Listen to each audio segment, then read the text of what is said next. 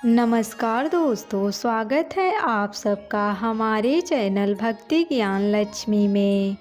आज के इस वीडियो में हम आपको 4 चिड़ियाओं की कहानी सुनाने वाले हैं।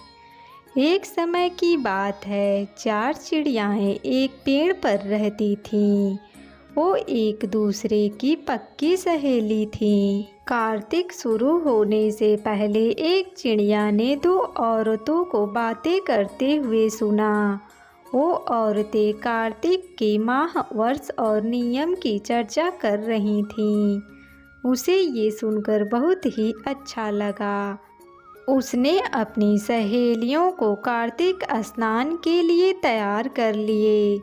अब चारों चिड़ियाएं गंगा जी के किनारे एक पेड़ पर रहने लगी। गंगा जी में नहाती, पूजन और व्रत करती। ऐसे ही पूरा कार्तिक माह बीत गया। प्रतिपदा के दिन उन्होंने घी, दाल और चावल इकट्ठे किए और खिचड़ी बनाई और फिर सब नहाने चली गईं। पहले एक चिड़िया नहा कर आई। उसे बहुत तेज भूख लगी थी।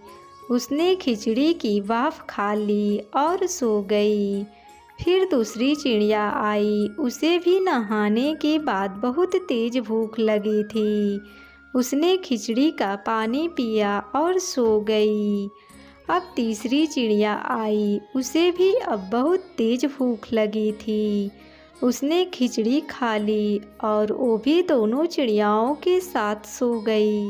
अब जब चौथी चिड़िया आई तो उसने देखा तीनों चिड़ियाएं सो रही हैं।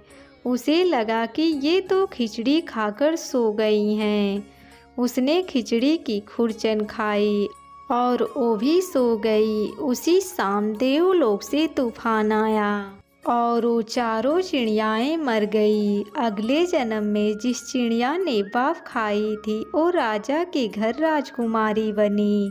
जिस चिड़िया ने खिचड़ी का पानी पिया था वो कुम्हार के घर पैदा हुई और जिस चिड़िया ने खिचड़ी खाई थी उसने ब्राह्मण के घर जन्म लिया था तथा जिस चिड़िया ने खिचड़ी की खुरचन खाई थी वो राजा के घर हथनी बनी।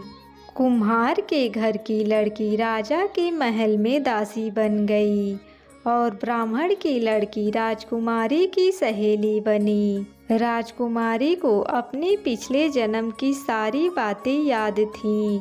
राजकुमारी का विवाह हुआ। जब वो विदा हुई तो राजा से बोली, मैं अपनी दासी को अपने साथ ले जाऊंगी। राजा ने कहा, ठीक है। राजकुमारी फिर बोली, मैं इस हथनी को भी अपने साथ ले जाऊंगी। राजा ने सैनिकों से कहा, हथनी को साथ ले आओ। पर हथनी उठी ही नहीं तो राजकुमारी ने हथनी के कान में पिछले जन्म की सारी बात कही तो हथनी खड़ी हो गई। ये देखकर वो राजकुमार जो राजकुमारी के बिहाने आया था बोला, इसके कान में क्या कहा कि यह तुरंत खड़ी हो गई? मुझे बताओ तुम कौन हो? उस राजकुमारी ने राजकुमार को पिछले जन्म की सारी बातें बता दी। राजकुमार बोला, कार्तिक नहाने का इतना फल होता है कि चिड़िया को मनुष्य की योनि मिल जाए तो हम भी इस वर्ष जोड़े से कार्तिक स्नान करेंगे और दान पुण्य करेंगे। राजकुमार और राजकुमारी ने जोड़े से कार्तिक स्नान किया, जिसके फल स्वरूप इस लोक को सुखों को भोगते हुए अंत में उन्हें वैकुंठ की प्राप्ति हुई। हे ठाकुर जी महाराज, जैसे राजकुमार और राजकुमारी को वैकुंठ का वास दिया वैसे ही इस कहानी को कहते और सुनते और हुंकार भरते सभी पर अपनी कृपा करना। बोलिए कार्तिक महाराज की जय।